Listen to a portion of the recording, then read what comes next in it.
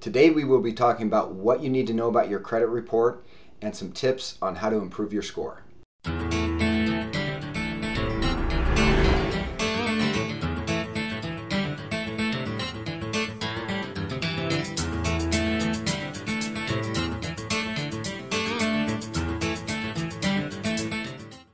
Hi, this is JoeR Reitzug with Cascade Sotheby's International Realty here in Portland, Oregon. Welcome to my video blog. Today we'll be talking about what you need to know about your credit report and tips for improving your credit score. But before we begin, I'd like to draw your attention to two links in my blog. First, if you're thinking about selling your home, click the free home value report link. Or if you're looking to buy a home, click the search all homes for sale button, where you can find the most up-to-date information on all the homes for sale in the area. So let's talk about the basics. There are three credit bureaus: Experian, Equifax, and TransUnion. All of these put together a credit report. Sometimes it's different, you'll get different numbers. Those numbers are called a FICO score. FICO scores are put together with different weights for different things. The two biggest are payments and amounts owed. Those each have 1/3 amount weight. There's some other things that it's based on as well: new credit, length of credit, credit history, and also your mix of credit. The bottom line is that they score on payments and also payment history, or I should say purchase and payment history. Some of the other things that they do score and record for are bankruptcies, civil judgments, and one thing that a lot of people don't know about is liens on your property can also affect your credit score. So let's talk about FICO scores. FICO scores range between 301 and 850. The average in the United States right now, I was told, is 723. I just looked that up yesterday. 723. Anything in the mid to high 700s and above there in the 800s is considered excellent credit. What do we need to know about our FICO score? Well, there are some things that come up that can be a problem, and a lot of times it's not your fault. There's a lot of clerical errors. A lot of times there's numbers that are transposed on your Social Security number, or there's just plain errors. How do we find these errors?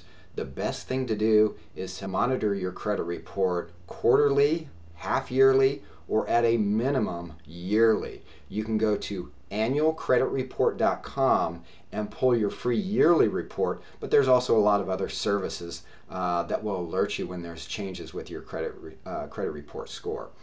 So that being said, the best thing to do to avoid issues is to monitor it. When those issues do come up, be sure you talk to the creditors and also the credit bureaus to let them know about what's going on. They're very good about trying to make sure that those credit reports and the credit scores are accurate for all of us.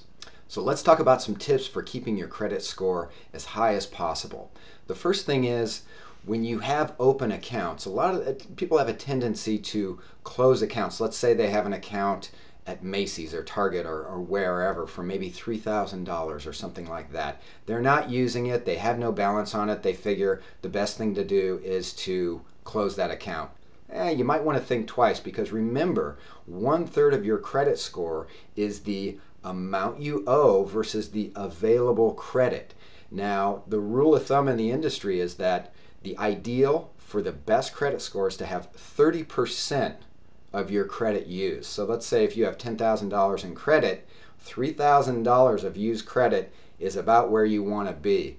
That's different than what most people operate on. A lot of people think that if they have $10,000, if they're at the $6,000, $7,000, $8,000 level, that's going to be good for their credit score. In reality, they want to see a lot more available credit. So 30% is really where the credit bureaus like to see for maximum scores.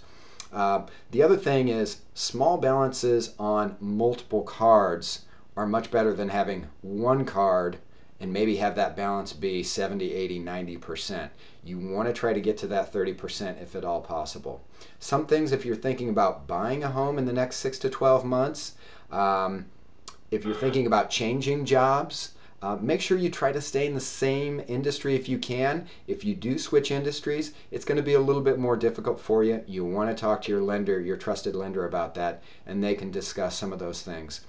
Some of the other things are, right before you go to start looking for a home, try not to spend a lot on credit. That's one of those things that can negatively or adversely affect what you have going on there. So hope those are helpful.